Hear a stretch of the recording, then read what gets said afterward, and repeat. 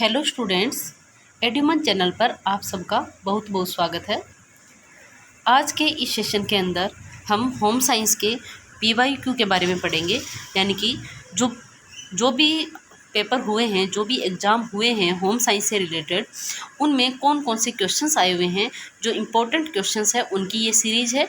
इसमें हम पुराने क्वेश्चंस को डिस्कस करेंगे ताकि आपके आगे आने वाली जो भी वैकेंसीज़ है उनमें आपकी हेल्प हो सके। चाहे वो नेट का पेपर हो, सेट का पेपर हो, फर्स्ट ग्रेड, असिस्टेंट प्रोफेसर या कोई भी होम साइंस से रिलेटेड एग्ज़ाम, उसके लिए ये क्लास बहुत महत्वपूर्ण होने वाली है। तो चलिए दोस्तों, इस सेशन के साथ ज़्यादा से ज़्यादा जुड़ जाइए। शुरू करते हैं आज का सेशन एक मोटिवेशनल कोट के साथ। मोटिवेशनल कोट है, मंजिल उन्हीं को मिलती है जिनके सपनों में जान होती है। मंजिल उन्हीं को मिलती है जिनके सपनों में जान होती है। पंख से कुछ नहीं होता, हौसलों से उड़ान होती है। अगर आपके हौसले बुलंद है तो आप जो भी अपनी मंजिल है उसको पा सकते हैं। तो चलिए इसी मोटिवेशन के साथ शुरुआत करते हैं आज के अपने सेशन की। पहला क्वेश्चन है, कम लागत वाले पदार्थ जिसमें खोखले बोर्ड तथा ब्लॉक्स का प्रयोग किसमें किया जाता है। इंग्लिश में देख लीजिए, low cost materials in which hollow board and blocks are used. ऐसे कौन से लो कॉस्ट के मटेरियल है जिनका उपयोग खोखले बोर्ड और ब्लॉक में किया जाता है।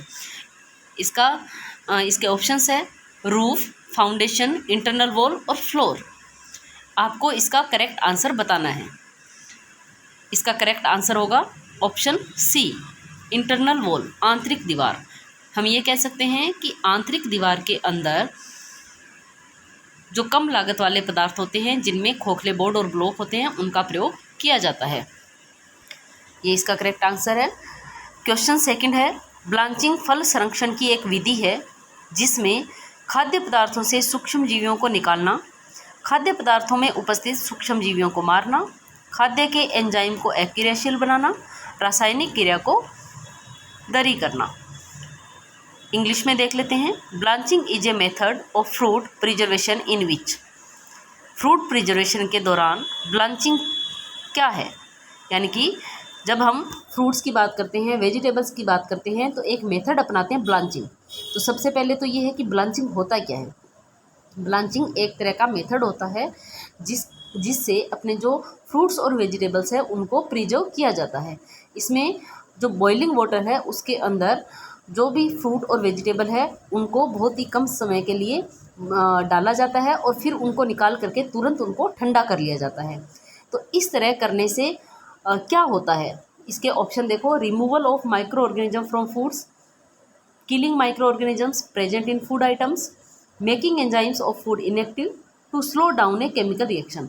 तो इनमें से करेक्ट आंसर कौन सा होगा। इसका करेक्ट आंसर होगा option C, making enzymes of food inactive. यानी कि जब हम फ्रूट्स और वेजिटेबल्स की ब्लांचिंग करते हैं तो उनमें जो एंजाइम्स होते हैं वो इनएक्टिवेट हो जाते हैं और उससे जो अपना फ्रूट्स और वेजिटेबल्स है वो प्रिजर्व हो जाते हैं। नेक्स्ट क्वेश्चन है, क्वेश्चन थर्ड, आयोडीन की कमी के कारण यह नहीं होता है। This does not happen due to lack of iodine. Iodine की कमी से क्या नहीं होता है। ऑप्शन फर्स्ट, बढ़ी हुई शिशु मृत्यु दर, ऑप्शन बी, गूंगा बहरापन, सी, मंदबुद्धि और डी, त्वक शोथ। इंग्लिश में देख लेते हैं, increased infant mortality, deafness and dumbness, mentally retarded और डर्मेटाइटिस। इसका करेक्ट आंसर क्या होगा। Option B, deafness and dumbness. यानी कि जो आयोडीन है उसकी कमी से बाकी सारे जो डिजीज़ है, बाकी सारी जो प्रॉब्लम है वो होती है।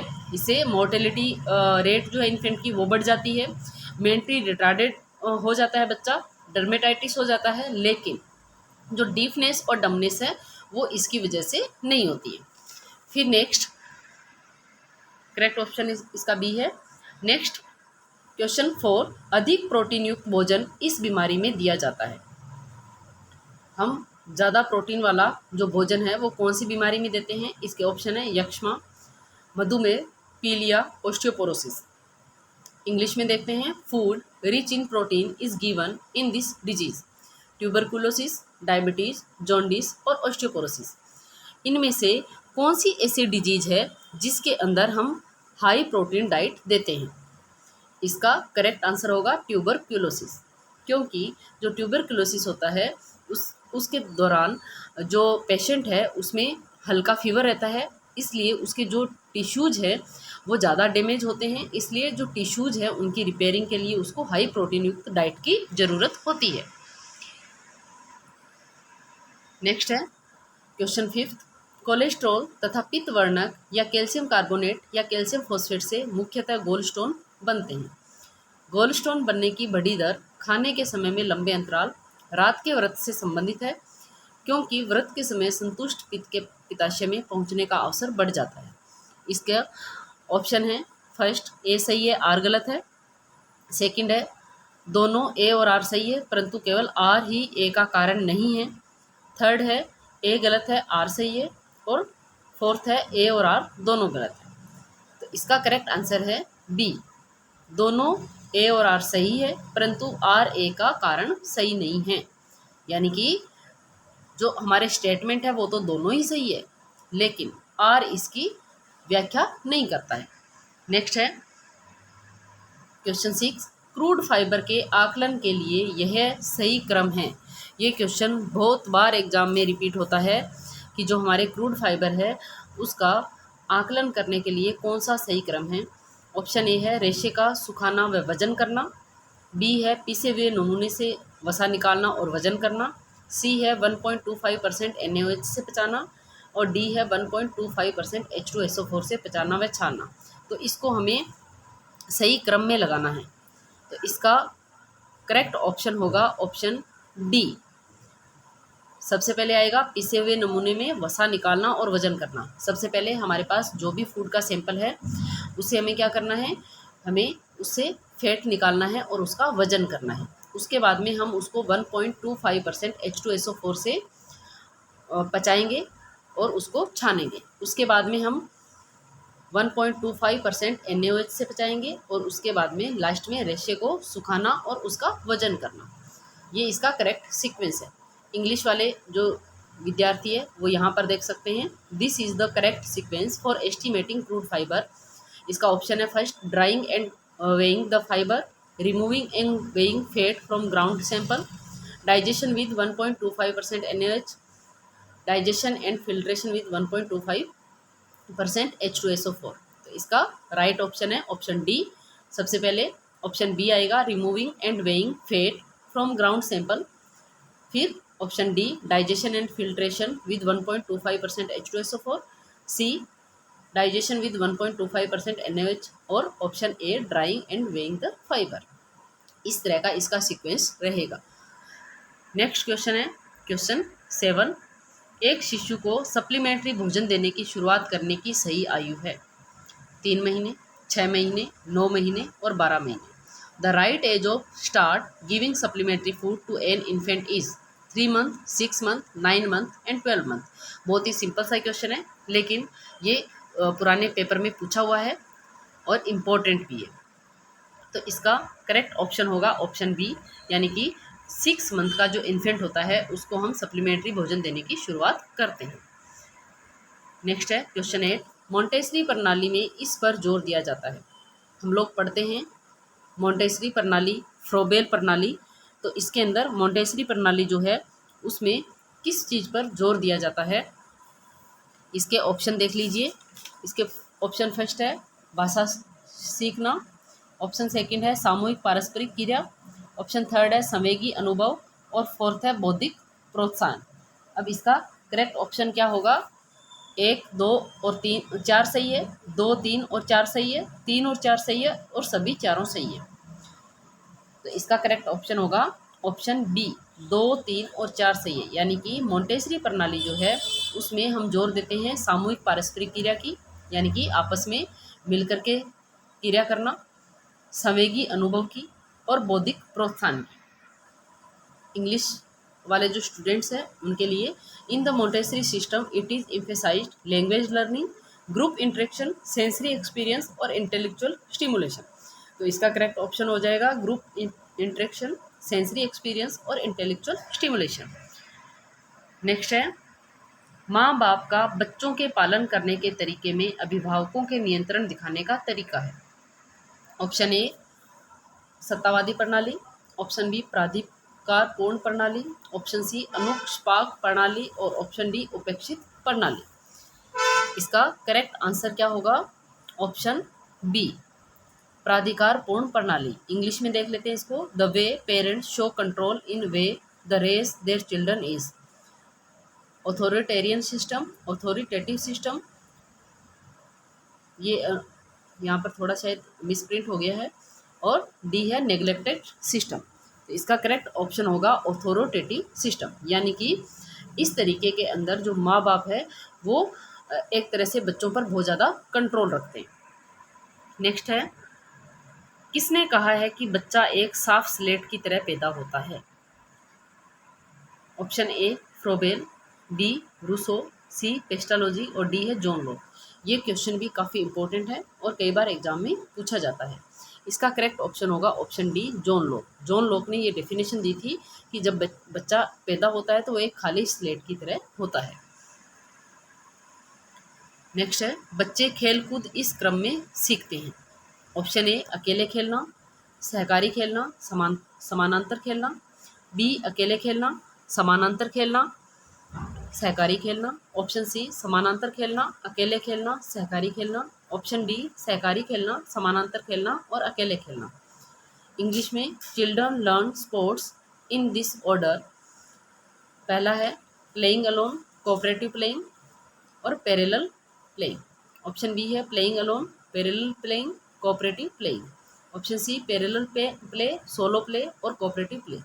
Option D cooperative play, parallel play और सोलो प्ले। इसका करेक्ट ऑप्शन क्या होगा? इसका करेक्ट ऑप्शन होगा ऑप्शन बी। सबसे पहले प्लेइंग अलोन, फिर पैरेलल प्लेइंग, फिर कोऑपरेटिव प्लेइंग। यानी कि बच्चा सबसे पहले अकेले खेलता है, उसके बाद में वो धीरे धीरे पैरेलल प्ले खेलता है और उसके बाद में जैसे जैसे और बड़ा होता है तो वो कोऑपरेटिव प्ले खेलना शुरू कर देता है। नेक्स्ट है, प्रगामी रंग एक कमरे को कैसा अनुभव कराते हैं? प्रगामी रंग एक कमरे को कैसा अनुभव करवाते हैं? प्रगामी रंग का मतलब है प्रोग्रेसिव कलर्स।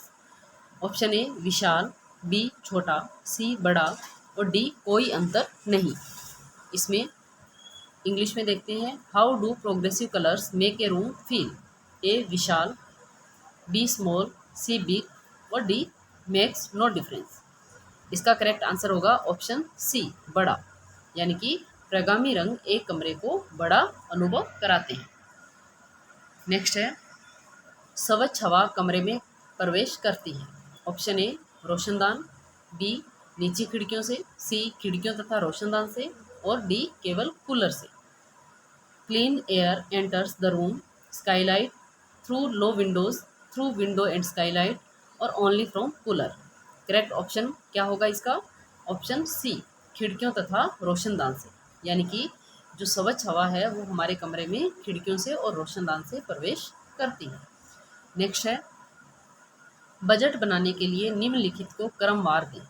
यानी कि हमें कुछ स्टेप्स दिए हुए हैं, इनको हमें सीक्वेंस में लगाना है। बजट बनाने के स्टेप्स है ये। ऑप्शन ए आय और व्यय को बराबर लाना, बी अनुमानित आय को जानना, सी अनुमानित वस्तुओं का अनुमान लगाना और डी है सूची बनाना।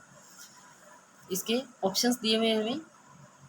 ऑप्शन ए में D C A B, B में B C A D, C में डी सी बी ए और डी में ए डी सी बी।